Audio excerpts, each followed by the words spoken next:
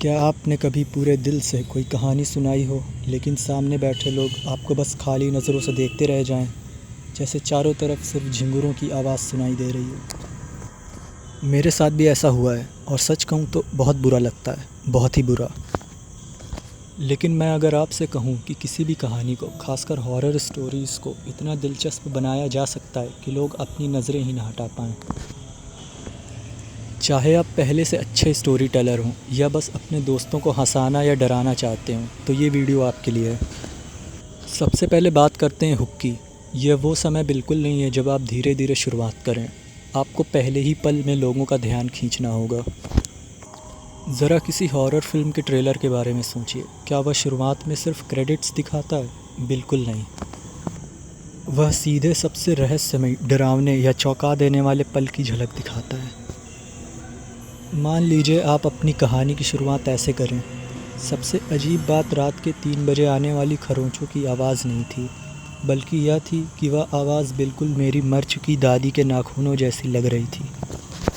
बस यहीं पर लोगों की उत्सुकता जाग जाती है और उनके मन में कई सवाल होंगे। यह कहानी कौन सुना रहा है? उसकी दादी का इससे क्या संबंध है? या आखिर आगे होगा क्या? इसी को कहते हैं ओपन लूप। दर्शकों को ऐसा महसूस कराइए कि उन्हें आगे की कहानी हर हाल में जाननी ही हो। सीन तैयार करें, लेकिन लोगों को बोर मत करें।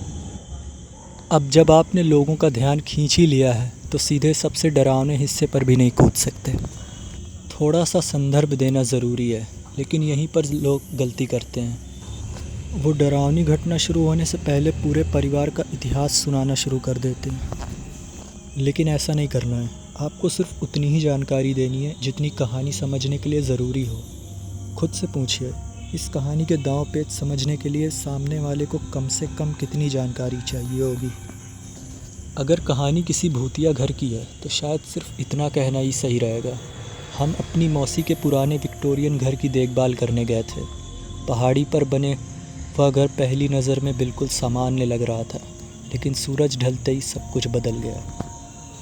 संक्षेप में बताइए, माहौल का सिर्फ हल्का सा एहसास दीजिए और बाकी विवरण तब बताइए जब उनकी ज़रूरत पड़े। अपनी इंद्रियों की ताकत का इस्तेमाल कीजिए और यहीं से हॉरर कहानी सचमुच ज़िंदा हो जाती है। आपको अपने दर्शकों को सिर्फ डराना नहीं है, उन्हें वह डर महसूस कराना है। बल्कि बताइए कि आपने क्या देखा, क्या सुना, कैसी गंध महसूस हुई और आपके शरीर को कैसा महसूस हुआ।